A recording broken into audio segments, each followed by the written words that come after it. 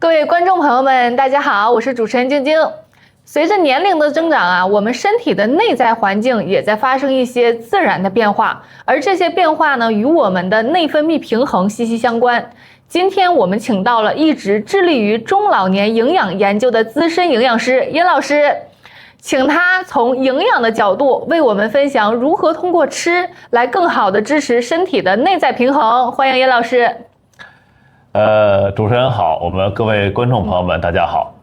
非常高兴啊，今天能以营养师的视角和大家一起来聊一聊如何用我们餐桌上面的食物来为我们身体的内在平衡系统提供温和而有力的一个支持。太好了，今天呢这场节目我们将像剥洋葱一样一层一层的深入了解，从为什么我们需要关注内分泌平衡开始，到认识哪些营养素在起作用，再到具体呢哪些食物是好帮手，咱们最后落实到咱们的一日三餐与生活方式当中。咱们今天的直播呢，全程一共12个环节，希望呢为大家能够带来既明白又实用的内容。殷老师，咱们首先呢就来聊一聊这个内分泌平衡对我们中老年人的整体健康的状态到底意味着什么？好的，其实啊，我们把身体的内分泌平衡想象成一个交响乐团，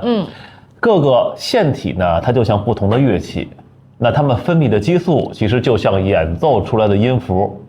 这个乐团它指挥了我们的新陈代谢的一个速度，包括能量平衡、情绪波动、睡眠质量，甚至是骨骼和皮肤的一个年轻态。那营养师的角色其实就是为了这个乐团提供最好的一种乐谱和能量，保证每一位乐手，也是我们所说的腺体，能够得到他需要的营养支持，让整个的演出，也就是我们所说的你身体的机制能够和谐和平稳的进行。谢谢严老师，您这个交响乐团的比喻啊，就让我们一下子就理解到了，就是内分泌的平衡它的重要性。它不是一个抽象的概念，而是实实在在指挥着我们身体的各项机能和谐运作的一个总指挥，对吧？是的。那么就如果说这个乐团的演奏出现了一些不和谐呀，或者是就是说这个平衡被打破的时候，我们的身体通常呢会表现出哪些呢？我们是否能感觉到这些信号呢？其实我们从营养学观察的角度来看啊，当身体的内在平衡需要更多关注时候，通常会通过一些外在可感知的信号来去提醒我们。我可以为大家梳理几个常见的方面。首先是你的体重和你体型的一个悄悄变化，特别是我们脂肪容易在腰腹部堆积。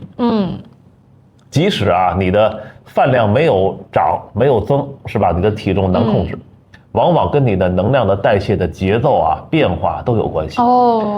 另外你的情绪啊精力啊，它的这种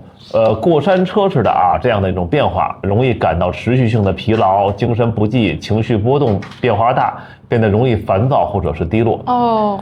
再者呢是睡眠质量的低下，入睡困难、睡眠浅、早醒，这些都与我们调节睡眠节律的激素分泌这些都有关。对，激素的分泌的模式和它的这种紊乱都是息息相关的。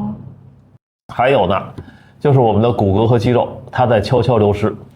比如说感觉我们力气不如从前，关节不如原来灵活了，是吧？它背后与支持我们骨骼肌肉健康的激素水平自然变化是有关系的。最后是我们的皮肤跟毛发，它的一种形态的改变，比如说皮肤变得干燥，这个变得干燥啊，失去光泽，这个伤口呢愈合变慢，头发变得脆弱，